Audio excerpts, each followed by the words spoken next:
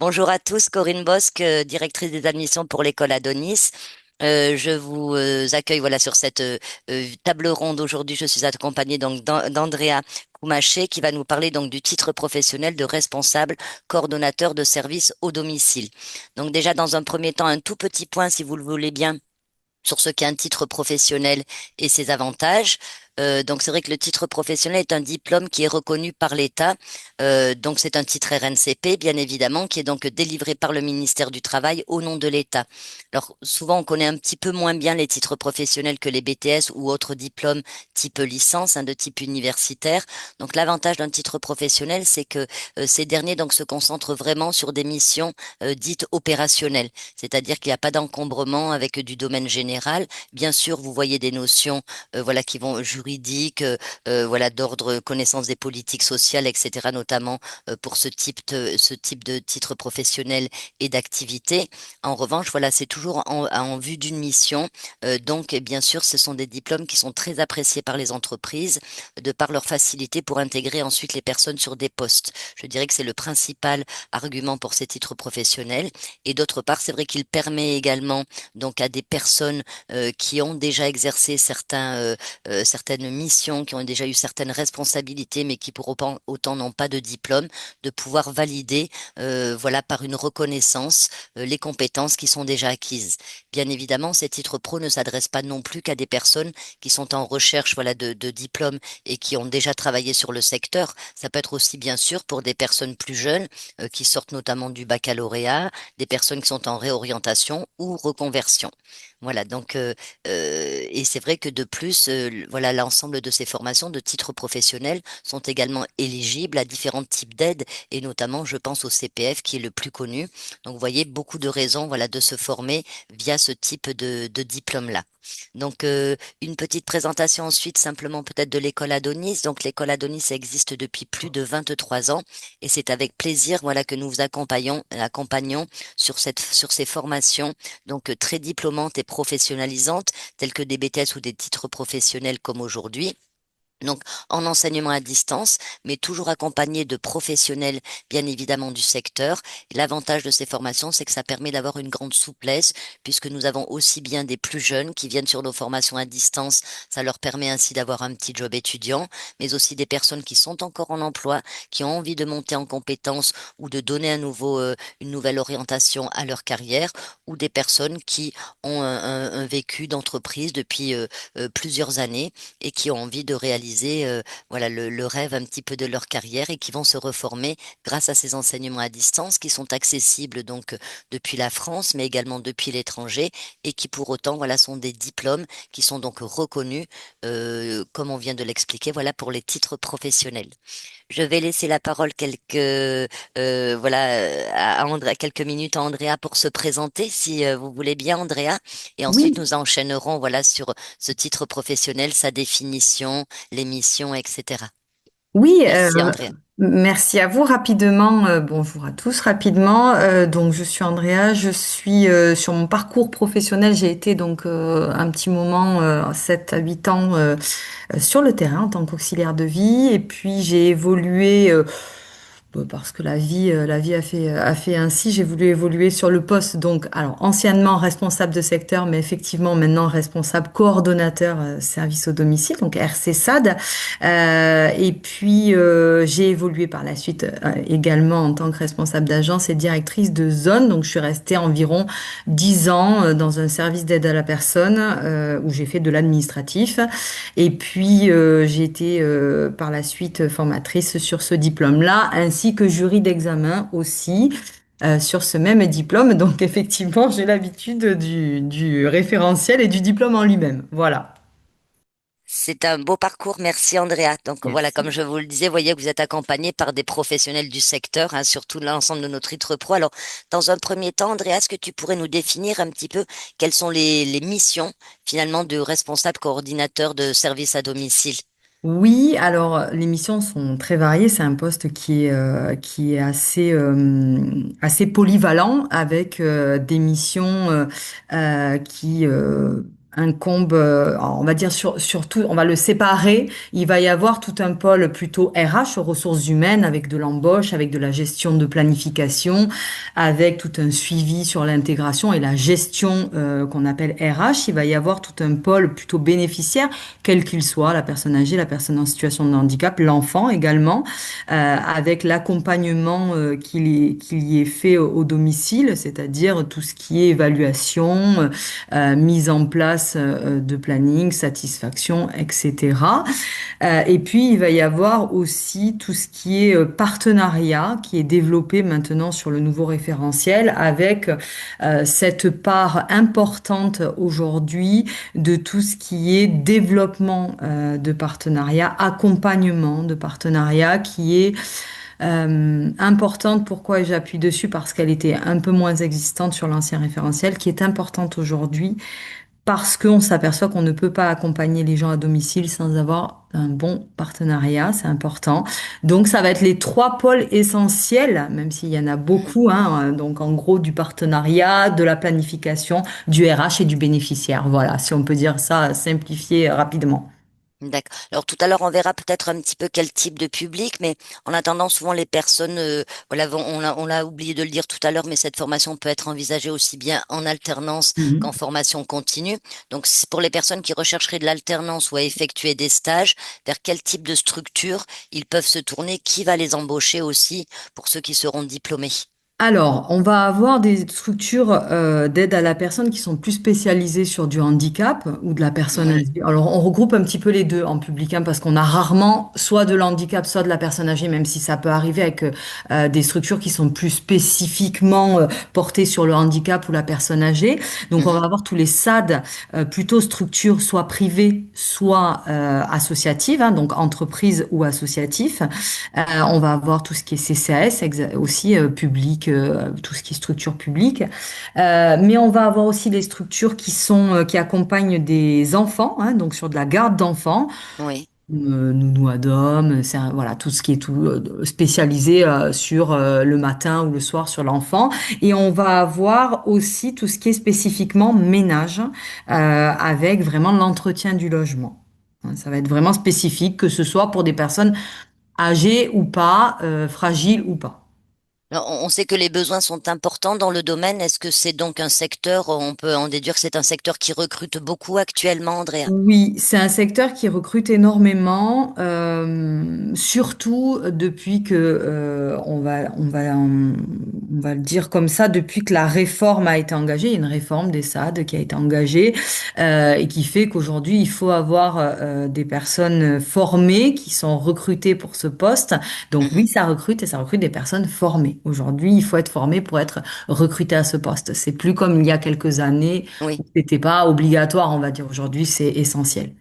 Oui, les choses se sont un petit peu voilà Oui, bien éclaircies et oui. positionnées effectivement vers des gens qui soient donc de vrais professionnels du secteur. Alors cette formation, on l'a vu tout à l'heure en alternance ou en initiale, donc en 8 mois lorsqu'on est en formation continue, en alternance sur 12 mois. Alors en général, un titre professionnel est composé de blocs de compétences. Est-ce qu'on peut entrer un petit peu dans le détail avec toi, Andrea, nous définir Oui, un petit peu qu'est-ce que je vais oui. apprendre finalement pour avoir ce titre pro? Quelles sont les connaissances que je dois avoir? Alors, effectivement, c'est un diplôme qui est séparé en trois blocs hein, de compétences. C'est ce qu'on appelle CCP 1, 2, 3, hein, pour faire concis. Le CCP 1, le premier bloc de compétences, est un bloc qui va définir toute l'organisation, la mise en place de la prestation. Encore une fois, D'accord. quel que soit le public. C'est comment on met en place, comment on évalue les besoins d'une personne, comment on met en place une prestation et quel suivi on en fait par la suite. C'est-à-dire que ce soit en suivi qualitatif, que ce soit en suivi administratif, c'est tout ce qui compose la prestation en elle-même. Mhm. Voilà. J'essaye de faire concis, mais voilà, ça va être ça.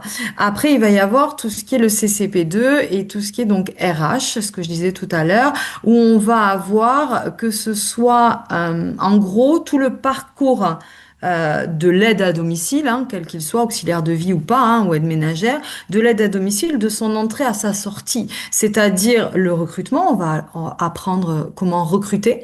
comment intégrer, parce que c'est un secteur où il y a beaucoup de turnover parce que c'est un métier qui est Oui. compliqué. quand même, hein. Donc, il faut professionnaliser tout ça. Donc, c'est ce qu'on est en train de faire par rapport à ce référentiel-là. Donc, on va avoir toute l'intégration, tout le suivi, comment accompagner, comment soutenir ces équipes, comment les former.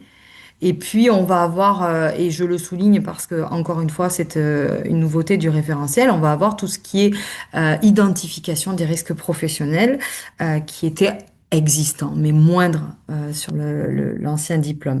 On va avoir sur le CCP3, donc le Oui, dernier bloc de compétences, tout ce qui est partenariat et plus vaste, c'est-à-dire tout ce qui est la représentation interne et externe de l'entreprise. Je vais m'expliquer. C'est-à-dire comment, en tant que RCSAD, responsable coordonnateur, on a une influence sur oui. la représentation en interne de l'entreprise, c'est-à-dire auprès de ses bénéficiaires, auprès de ses salariés, ce qu'on représente, ce qu'on initie, et à l'extérieur également auprès des partenaires, qu'ils soient Pôle emploi, je vais en citer pour donner des exemples, mais que ce soit Pôle emploi ou alors des assistantes sociales, etc., etc. Donc en interne et en externe, on va avoir une vraie représentation du rôle de RCSAD auprès des différentes personnes avec qui il va avoir à travailler au quotidien. Et on va intégrer dans ce bloc-là, même si on le retrouve dans plusieurs blocs, hein, mais on va intégrer dans ce bloc-là tout ce qui est la satisfaction du bénéficiaire et la rentabilité économique qui est existante maintenant dans ce référentiel et qui est importante, c'est-à-dire que effectivement, on est dans un domaine social, on travaille pour de l'humain, avec de l'humain, et c'est l'humain qui est au cœur de notre métier, mais il y a une réalité aussi économique qui fait que c'est un secteur où bah, il y a des aides publiques, mais il faut aussi aller chercher hein, la rentabilité. Donc, on essaye d'apprendre au prochain RCSA de comment concilier le social avec la rentabilité économique. Alors, Voilà. donc c'est vraiment une voilà, on voit qu'il y a vraiment un multicasquette entre ce côté un petit peu manager, organisation, mais une bonne connaissance également juridique des différents types de publics également. Donc c'est vrai que le voilà, il doit y avoir effectivement l'amour du métier. On voit bien qu'on est sur de l'humain. Et donc par rapport au stage, par exemple aux recherches de stage, est-ce que c'est difficile actuellement, même sans parler de l'alternance? Est-ce qu'il y a une durée obligatoire de stage ou est-ce que finalement on peut préparer ce titre pro-là sans faire du tout d'immersion professionnelle. Alors, une difficulté de stage, non. En termes de recherche, il n'y a pas de difficulté. La seule difficulté qu'on peut retrouver, c'est qu'effectivement, si vous êtes sur une demande de stage qui est réduite, vous allez avoir des structures qui vont répondre qu'effectivement, sur peu de temps, pour un poste administratif à responsabilité, hein, d'où le nombre responsable, hein, c'est difficile de faire un stage. Je donne un exemple, sur 15 jours, 3 semaines.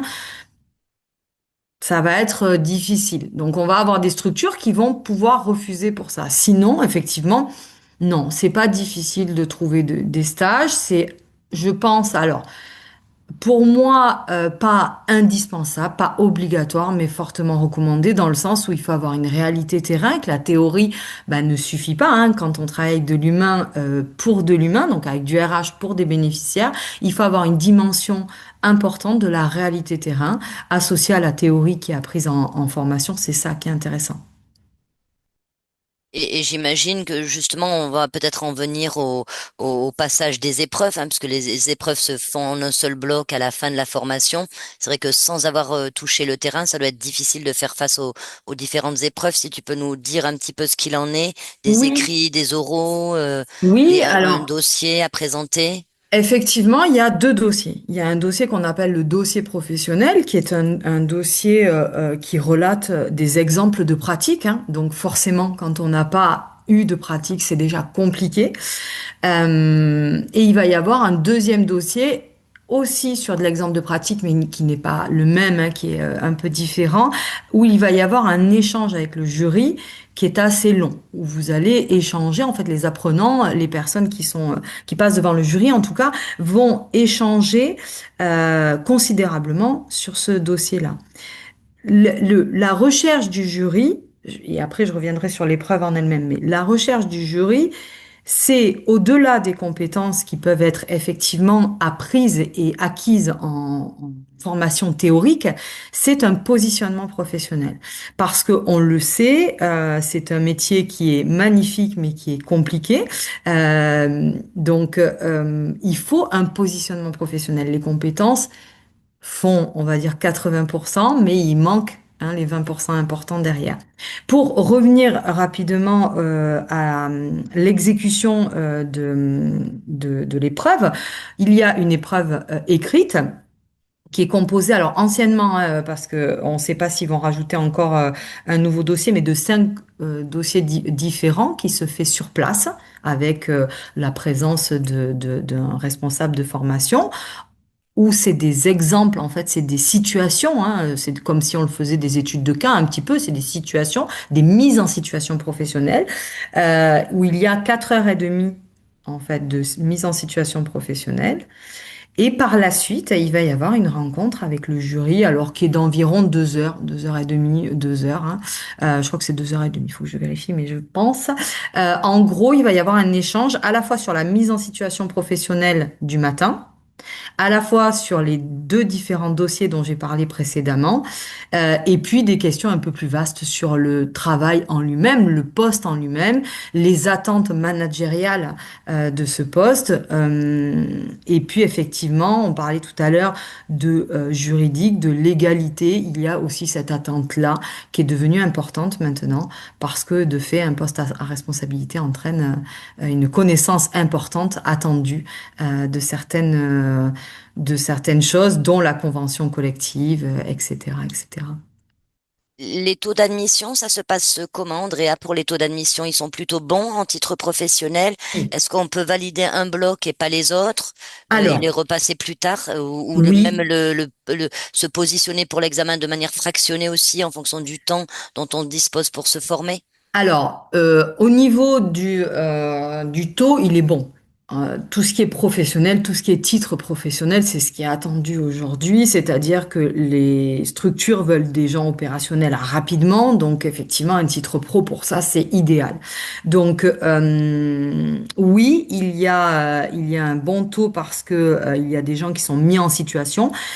Sur la réponse par rapport au CCP, effectivement, on peut valider un bloc, 2 blocs et devoir repasser le troisième bloc. Hein, ça, c'est possible. C'est-à-dire que si vous validez pas les troisième blocs, le troisième bloc, vous le repasserez plus tard. Ça, c'est possible.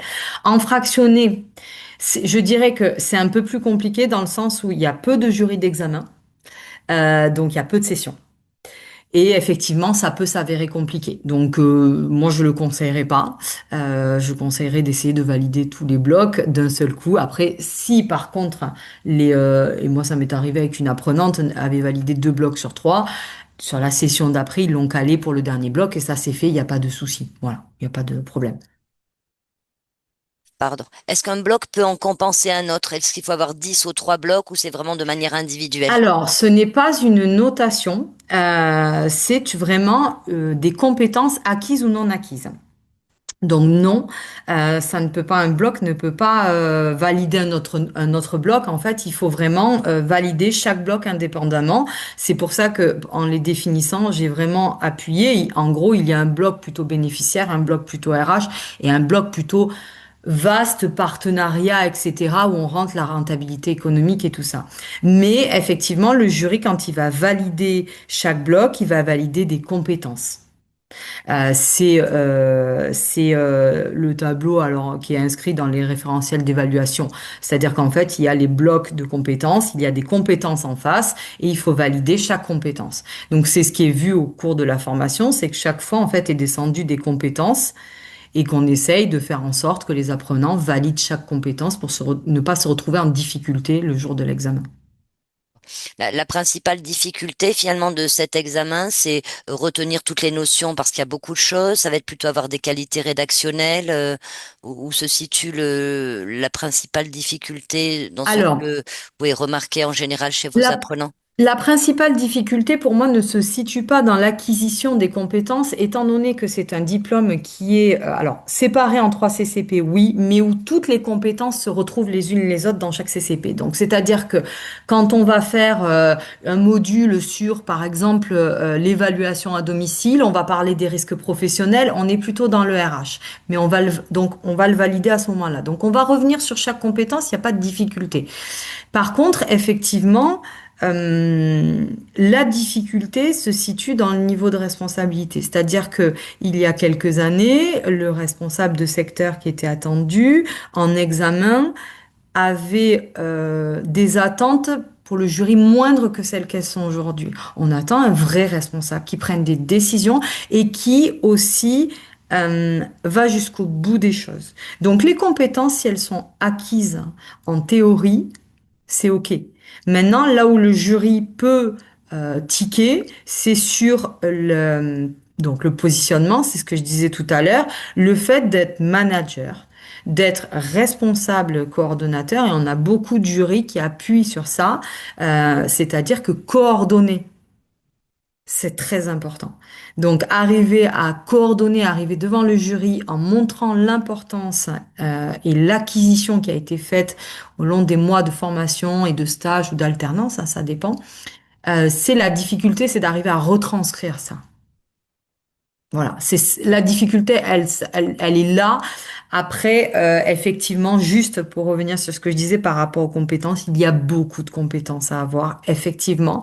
Donc, il faut pas avoir peur de se lancer dedans.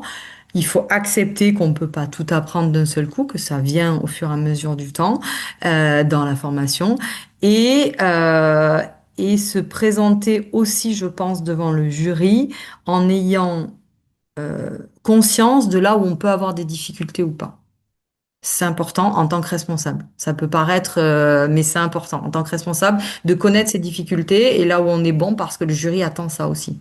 Bien sûr, de montrer qu'on a conscience de la marge de progression, Oui, voilà, une oui, fois qu'on sera en poste, exactement. effectivement. D'accord. Exactement. Très bien. Est-ce que tu voyais d'autres choses importantes à ajouter par rapport à ce titre professionnel-là, par rapport alors aux attentes, on a vu un petit peu sur le jury, ou par rapport à ce monde professionnel, à quoi faut-il s'attendre ou à quoi faut-il faire attention? Alors, faire attention simplement sur ce qu'on donne en tant que RCSA par la suite quand on est en poste. Encore une fois, c'est quelque chose que je vais répéter, mais qui est important. On travaille avec de l'humain pour de l'humain. Donc, quand on est RCSAD, on est un poste d'interface où il faut que on contente tout le monde et à la fois, ce n'est pas possible.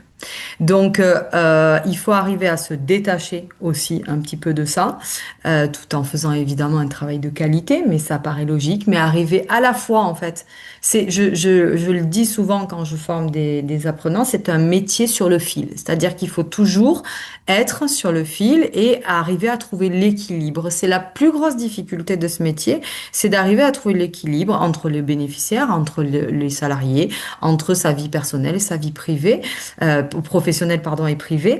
Une fois qu'on a réussi à faire ça, on peut s'éclater, comme on dit. Mais effectivement, c'est la grosse difficulté. Ça va être ça, c'est de trouver l'équilibre. Oui, savoir un petit peu se ménager, effectivement, ne pas dire oui à tout. Et j'imagine qu'il y a aussi les familles, en plus, parfois qui viennent se greffer aussi Oui, sur des demandes ou des attentes, en plus, qu'il n'est pas oui. toujours évident de satisfaire. Ouais.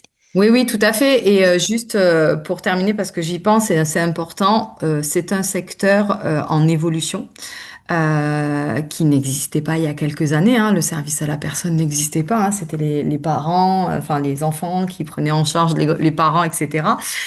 Donc c'est un secteur qui est en constante évolution et c'est pas une difficulté. Donc je le dirais pas en difficulté, mais c'est une alerte. Il faut toujours être en alerte par rapport à ce secteur-là, par rapport aux évolutions, pour ne pas se retrouver en difficulté justement. Voilà, c'est la simple chose, c'est d'être en alerte par rapport au secteur et aux évolutions du secteur. Merci beaucoup, Andrea, pour toutes ces précisions et puis ces informations, voilà, très précises. Alors, par rapport à l'école, c'est vrai qu'on l'a évoqué tout à l'heure, nous proposons de l'enseignement à distance. Pour en savoir un petit peu plus, je vous invite à aller regarder sur notre site Étudis, où là, vous allez donc découvrir, bien sûr, les différentes formules que l'on vous propose, qui peuvent être adaptées en fonction du budget dont vous disposez, du temps, dont vous disposez également, et aussi de l'accompagnement dont vous semblez aussi avoir besoin en fonction du niveau, de votre niveau de départ. Donc, quatre formules, voilà, qui existent, complète, premium, premium plus et live. N'hésitez pas également à prendre attache avec nous ou une de nos responsables pédagogiques, voilà, pour que l'on vous explique tout ça. Et je vous dis donc, moi, à très bientôt pour une formation avec Andrea. Merci de nous avoir suivis, Andrea. Je te laisse le petit mot de la fin. Merci beaucoup et puis à très vite avec le plaisir de vous rencontrer. À bientôt. Au revoir.